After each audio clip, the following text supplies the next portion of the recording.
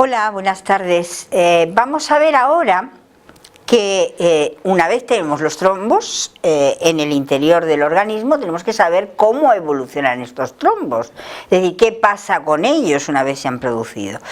Pues vamos a estudiar los tres mecanismos que hacen que los trombos se modifiquen o incluso desaparezcan. Uno es el crecimiento de los trombos, habitualmente por aposición, la otra es la desintegración de los trombos y la otra es la organización, es decir, la sustitución de los trombos por un tejido diferente, que en este caso es un tejido conjuntivo. Y ya por último vamos a estudiar una entidad de enorme importancia dentro de la medicina, que es la coagulación intravascular diseminada, que producen situaciones como estas que ven aquí en las imágenes, es decir, situaciones dramáticas que pueden llevar a la muerte del individuo y que están relacionadas con los procesos de coagulación, pero en este caso de forma diseminada. Muy bien, vamos a ver cómo crece el trombo. El trombo puede crecer por aposición, es decir, simplemente se le pega más fibrina en la superficie del trombo y por lo tanto crece por aposición, o incluso puede alternarse, como hemos visto, precipitación y coagulación en un trombo, pero el que nos interesa entender bien por la trascendencia que puede tener grave para el individuo es el de la trombosis propagada o progresiva, que hace que un trombo de las piernas puede llegar incluso a alcanzar el corazón con una enorme distancia y pueda llegar a desprenderse, porque esos son trombos por coagulación que no están adheridos a la pared, pueda llegar a desprenderse y pueda producir lesiones importantes. ¿Qué pasa cuando nosotros tenemos un trombo por coagulación? Es decir, aquel que se ha producido por estasis en un territorio venoso. Fíjense ustedes que la sangre sale por las colaterales y asciende hacia arriba, por eso los trombos por coagulación habitualmente nunca siguen las colaterales, porque las colaterales son las que drenan la sangre que vienen de otros lugares de esa vena.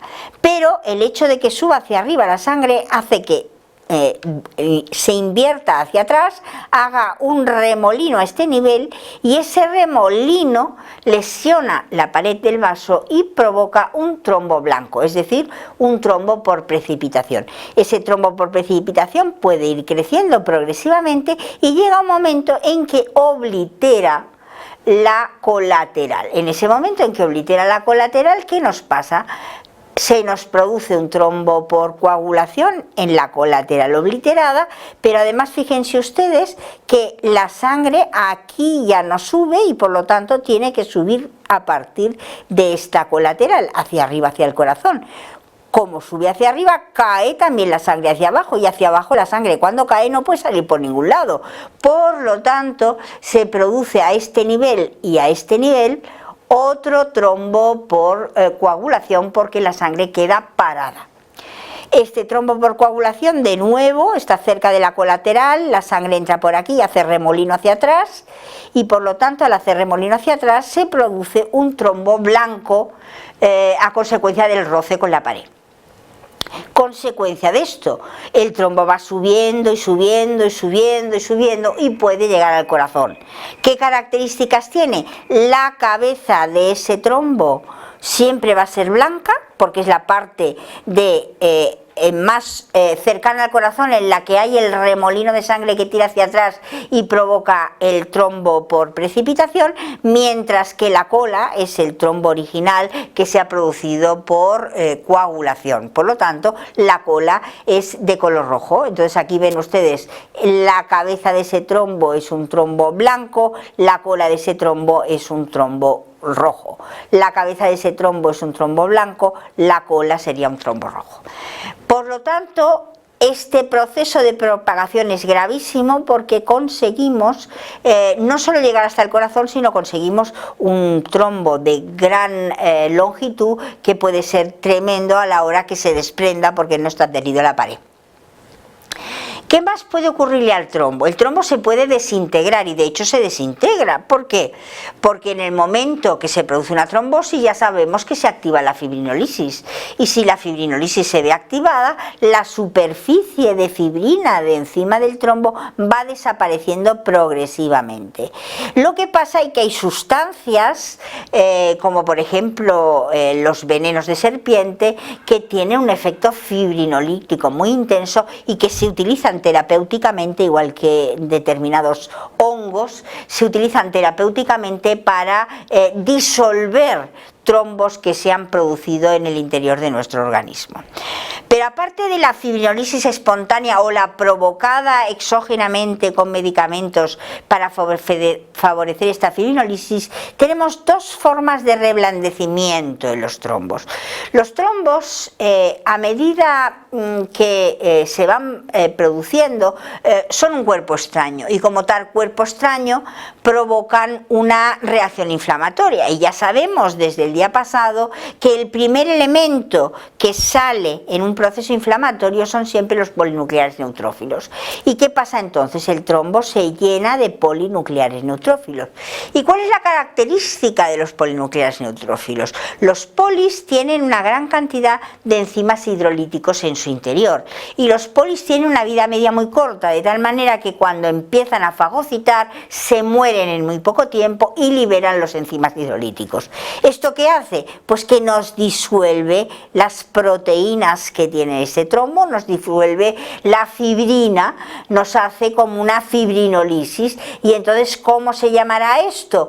Como los polinucleares son los elementos formes esenciales en el pus, a eso se le llama reblandecimiento puriforme, es decir, parecido, que tiene forma de pus.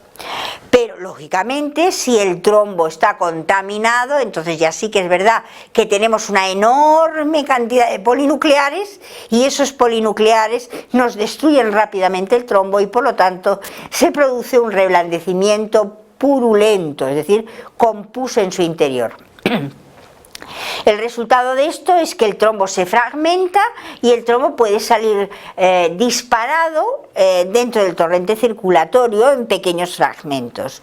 Evidentemente, otra forma de desintegrarlo es la médica, en la introducción de un cable que permita la extracción del trombo del interior de los vasos.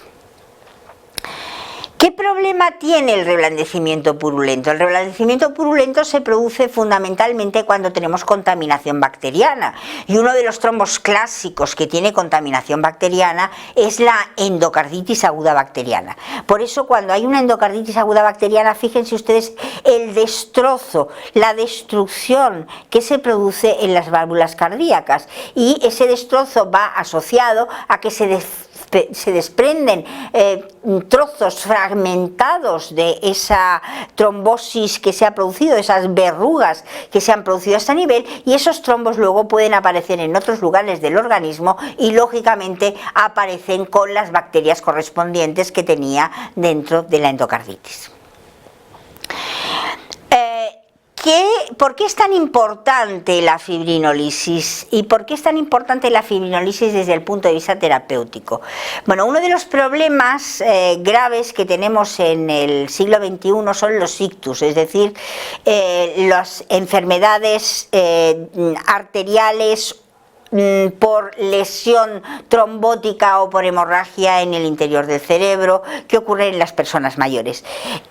¿Y por qué se tiene que ir rápido? Igual que hay un código de infarto de miocardio en el que rápidamente llega la ambulancia para evitar que el individuo tenga consecuencias graves, también hay un código ictus. El individuo que tiene un ictus, o que está empezando a tener un ictus, que tiene sintomatología de tener un ictus, inmediatamente se le tiene que llevar a un hospital preparado para hacer una fibrinólisis específica.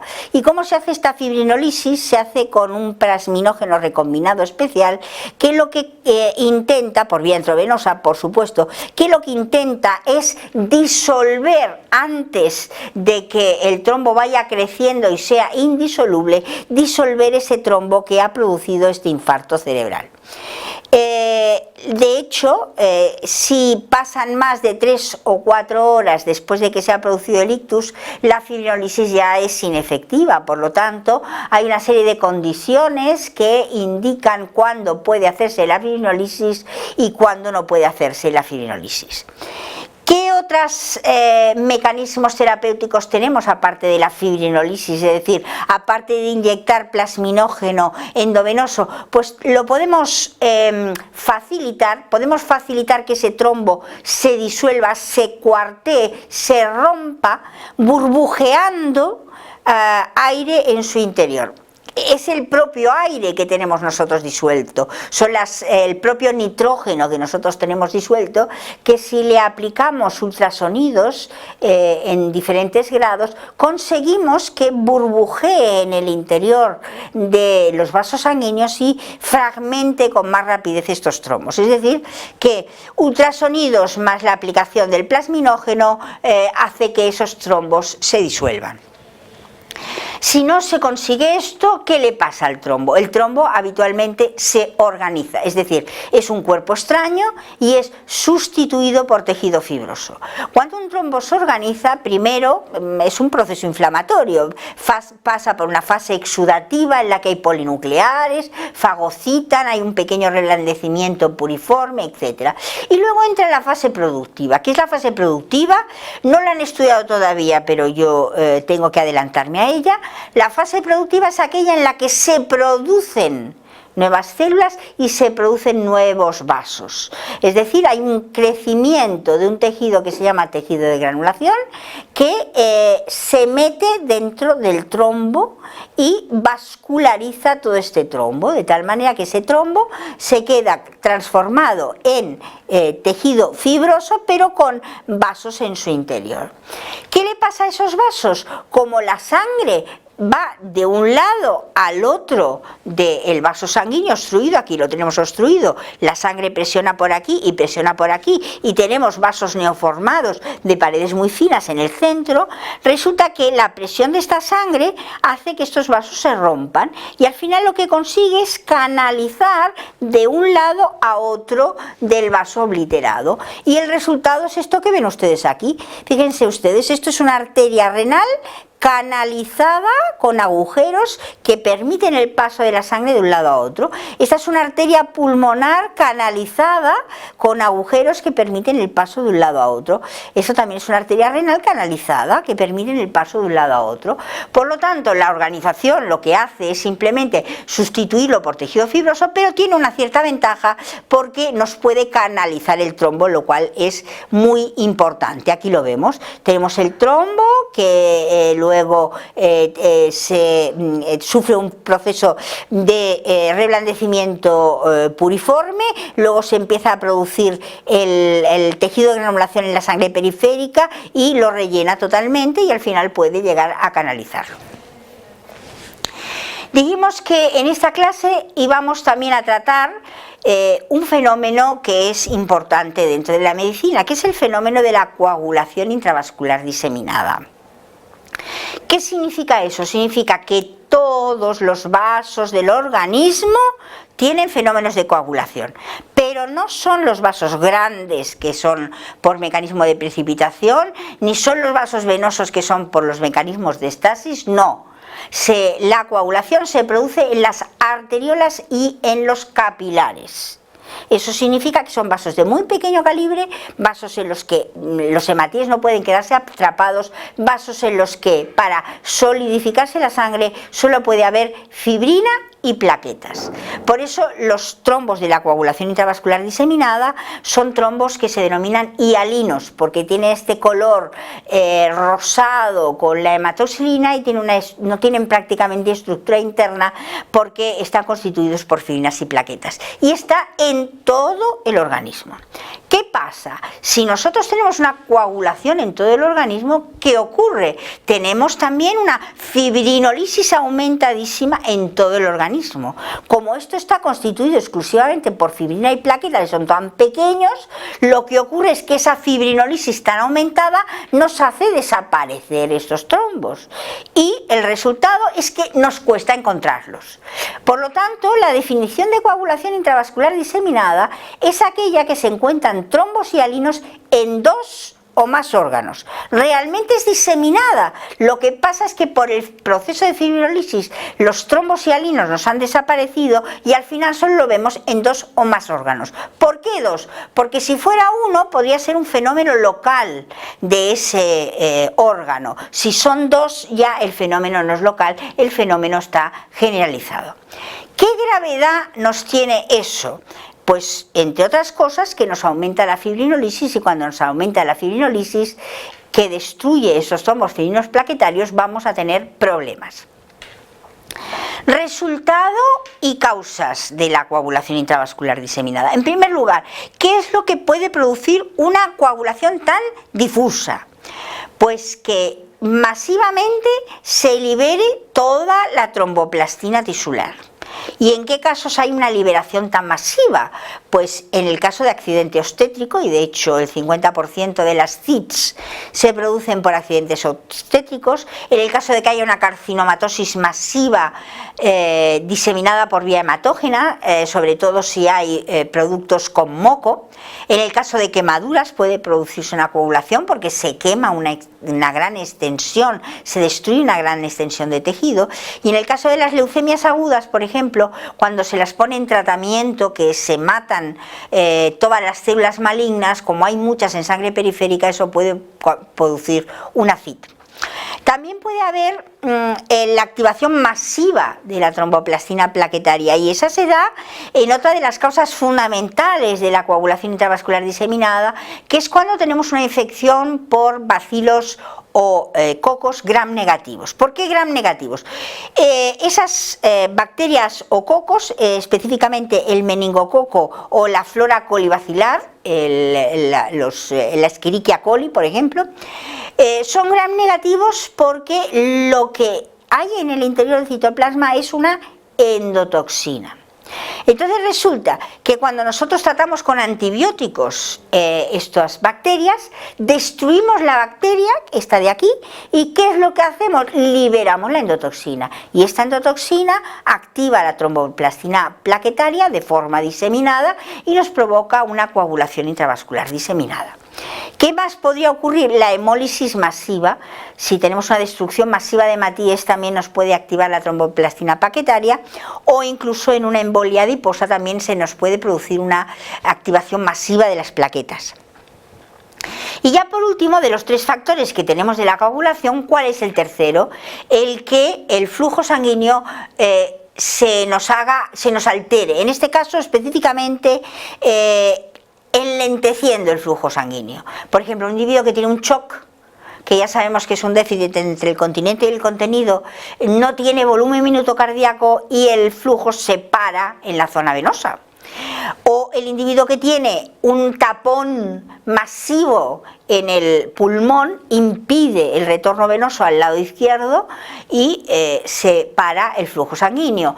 O bien en las enfermedades cianotizantes, que también enlentecen notablemente el flujo sanguíneo, etc. Y luego otras causas pueden ser que disminuya la fibrinolisis, o bien que haya una falta de depuración de los factores de la coagulación activados, que ya hemos visto que se depuraban por los monocitos y por los eosinófilos. ¿Y cuál va a ser la consecuencia? La consecuencia es muy curiosa.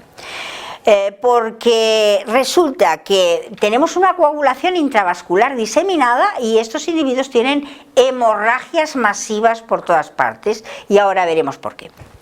En primer lugar, si tenemos coagulación intravascular diseminada, hemos dicho que se producen microtrombos diseminados. Claro, es muy difícil que un órgano grande, como puede ser un pulmón, se pueda morir porque hayan tantos microtrombos dentro de los capilares, o que un riñón se pueda morir porque hayan microtrombos dentro de los capilares. Pero claro, no ocurre lo mismo cuando hablamos de un órgano tan pequeño como es la hipófisis.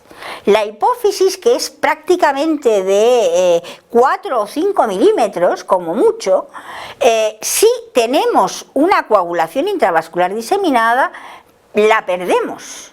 Y si perdemos la hipófisis, perdemos todos los factores que nos activan prácticamente todo el sistema hormonal endocrino de todo el organismo. Y entonces, ¿qué ocurre? La persona empieza a adelgazar masivamente porque hay una caída total del sistema endocrino.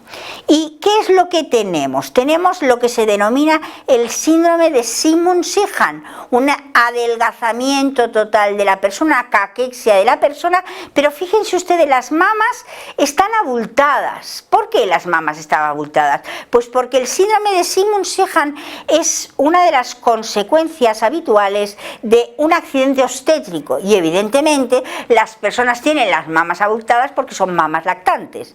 Entonces es característico que se denomine Simon-Siehan a la afectación postobstétrica hipofisaria en la que aparece una caquexia difusa por déficit endocrino generalizado pero con mamas abultadas. Otros ejemplos, por ejemplo este de aquí, lo que se denomina el síndrome de Waterhouse-Friedrichsen.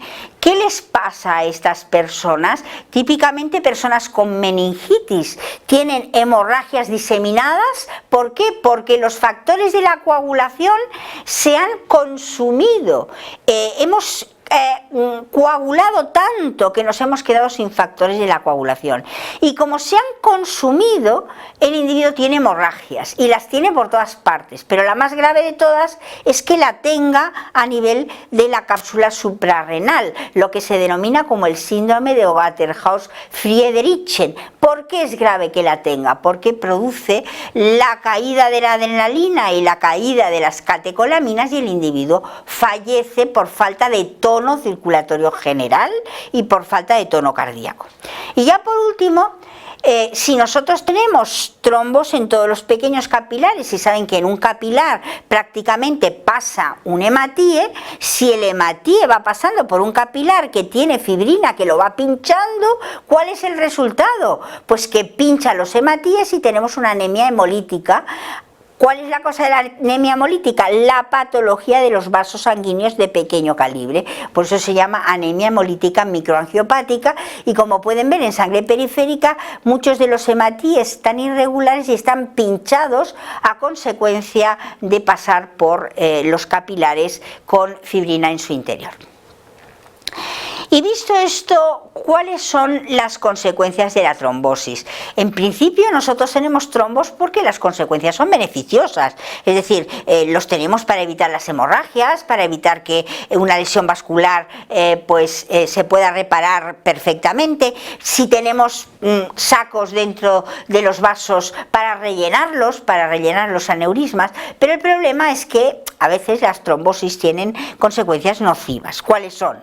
Pues típicamente que obliteran los vasos y nos dejan sin sangre el territorio donde están obliterados, y ahora veremos qué ocurre, o bien que se desprenden, que esto lo estudiaremos en la próxima lección, y se forman émbolos, o bien, como hemos visto hace un momento, consumen tantos factores de la coagulación que al final tenemos hemorragias por una coagulopatía por consumo. La primera, obliteración vascular, si es arterial es un infarto. Si es venosa ya sabemos que se llama infartación hemorrágica, y si es a nivel cardíaco, el riesgo que tiene es que se produzca una embolización. El embolismo, ¿cómo se produce? Pues por fragmentación del trombo, porque el trombo no esté adherido a la pared y la corriente lo empuje hacia adelante, o bien porque se ve arrastrado por corrientes turbulentas. Y por último, la coagulopatía por consumo, que aparece cuando hay una fibrinolisis muy elevada. ¿Trombos especiales? Pues los trombos que en el corazón pueden crecer y nos pueden taponar el corazón. Estas son las consecuencias, y con ello terminamos la lección de hoy. Muchas gracias.